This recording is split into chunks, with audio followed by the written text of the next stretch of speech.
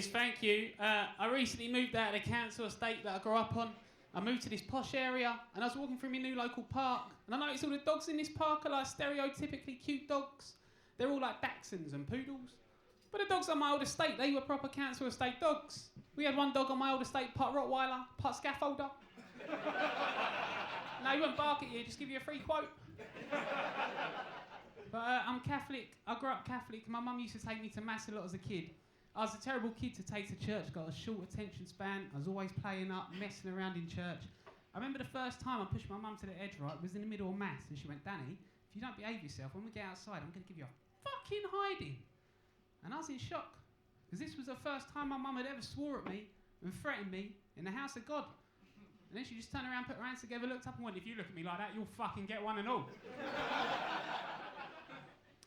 But I'm 31, turned 31 recently. One of the birthday presents I got was a nostril hair trimmer. That's right, it's what happens when you turn 31, you get nostril hair trimmers. My girlfriend was ecstatic that I finally got a nostril hair trimmer. A bit too much. I thought it was a bit offensive at first. Then I just realised she was too embarrassed to put it on her own birthday list. But yeah, 31, I had to go to the doctors recently to get checked out. Right, a few years ago I was diagnosed with testicular cancer. And I'm all good now, I'm all clear. To get rid of it, the doctors had to remove one of my testicles. So that means I've only got one left, which isn't ideal. And there's a lot of pressure on it. Now I get questions about my testicle. I've had someone ask me what's it like to have sex with one ball.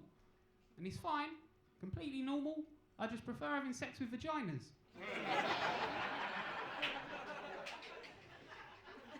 Someone else asked me now, I've only got one left. Which way does it lean? To the left or to the right? And it leans to the left. But I think that's just because it appreciates public health care. A little bit of politics for you. Straight from me ballsack.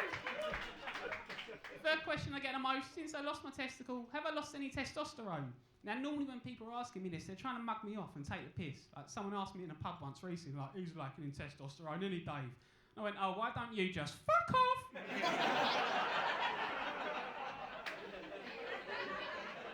But as well as having cancer, I'm also asthmatic and I'm half deaf. So I'm basically just a list of things that don't work properly. Like when most babies are born, the doctor says, congratulations, you've got a beautiful, healthy baby. When I was born, the doctor just went, in theory, he should work. But like I said, I'm half deaf, and people, when they find out about that, they always make the same joke. They're like, what? What? I can't hear you. Get it? You know, what? I can't hear you. You're deaf. I can't hear you. Do you get it? And they can always tell it pisses me off. They're like, oh, calm down, mate. It's just a joke. Just a laugh in it. Just take a joke.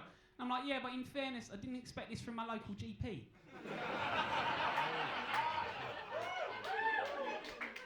But when I first got checked out for cancer, I was living in Australia and I had to go for this ultrasound, right? And I went to this clinic. And there was a lady behind the reception, and she's what they call a bogan. It's like a really proud country bumpkin. And I could tell she wasn't really paying attention at work. She was going through the motions. Because there's a group of women all pregnant in front of me. They're all really excited to be pregnant. And this lady behind the reception was feigning her excitement. And then I went up, I went, hi, I'm here to get checked out for cancer. Straight away she went, oh, how exciting. And then she went, sorry, 1 second, Steve, 2 o'clock cancer checks here. And he was like, oh, whereabouts is the cancer? And she said, whereabouts is the cancer, honey? Now I was embarrassed to say where it was. So I just leant down and I whispered, it's in my testicle. And she cottoned on straight away, right? Knew I was embarrassed, knew I was nervous, knew I was shy. She went, don't worry, honey, I've got you. She turned back and went, Steve. And so that's fucking nutsack. So anyway, right, I've had to go into this room, I've dropped my trousers, dropped my pants, got half naked, and I'm waiting for this old geezer called Steve to walk in. But instead in walked this woman who was fit as fuck. And to give you some privacy, what they do is take a towel and they cover it over your genitals, with your testicles hanging out. By the way, they put the towel down, meant that it pushed my penis up towards my head. So it wasn't securely strapped in. And I can feel it slipping away, right? And I'm led there, getting checked out for cancer, a life-threatening disease, life flashing before my eyes, and it's slipping and slipping and slipping. And I look down, and all of a sudden, it just flung forward. And I watched my cock just fist bump her hand.